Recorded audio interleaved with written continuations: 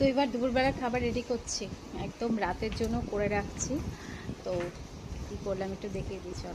এখানে রাতের জন্য একদম ছানাটাকে কমপ্লিট করে রাখলাম, ছানা করে রেখেছি। আর এখন চা খাবো, একবারে দুধটাকে গরম করে রেখে দিলাম। ছানাটাকে কমপ্লিট করে রাখলাম এই কারণে যে সকালে দুধটা কিনে নিয়ে এসেছি, আর যদি আমি ফ্রিজে রাখি, ডিপে রাখি, তাহলে আমি খেতে পারবো না, কারণ ওর মধ্যে মাছ থাকে।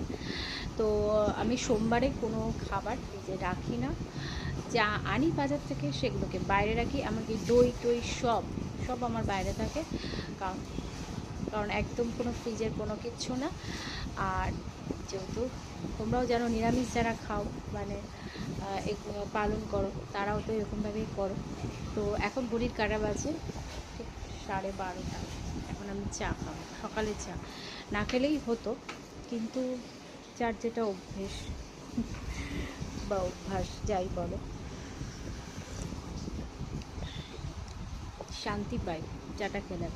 তবে আস্তে আস্তে চা খাওয়াটা একদম কমিয়ে দেবো, সারাদিনে 1 কাপ চা খাবো। যেটা আগে 3-4 বার খেতাম, এখন সেটা 2 বার খাই।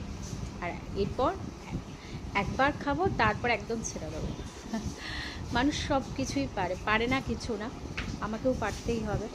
তো যাই হোক, চাটা খাই। তারপর ভেবেছিলাম চা খাওয়ার আগে একটা কলা খাবো, কিন্তু সেটা হলো না। মানে এখন খুব 12:30 বেজে গেছে, নিজের খাবারটা তো রেডি করলাম, এবার বরমশাইয়ের খাবারটা করতে হবে। তো চলো, এটুকু ভিডিওটা ভালো প্লিজ লাইক করো, কমেন্ট করো, শেয়ার করো, আর সাবস্ক্রাইব করতে ভুলো না। চলো এখনকার মতন টাটা, আবার পরের ভিডিওতে দেখা।